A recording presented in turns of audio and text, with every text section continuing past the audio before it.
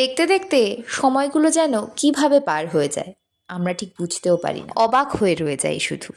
তাই আমার বিয়েরও পাঁচটা বছর কেটে গেল কিভাবে ঠিক বুঝতেও পারলাম না। হ্যাঁ, ঠিকই বুঝেছ, আজকে আমার 5th ম্যারেজ অ্যানিভার্সারি। ডেটটা আজকের হলেও সেলিব্রেশনটা কিন্তু 3 দিন পুরনো। এবারের দিনটা পড়েছে সপ্তাহের মাঝখানে, বুধবার থাকায় সেই দিন আরও থাকতে পারছে না। তাই জন্য আমার ছোট জায়ের জোড়াজুড়িতে আমরা অ্যাডভান্সই সেলিব্রেট করে নিলাম।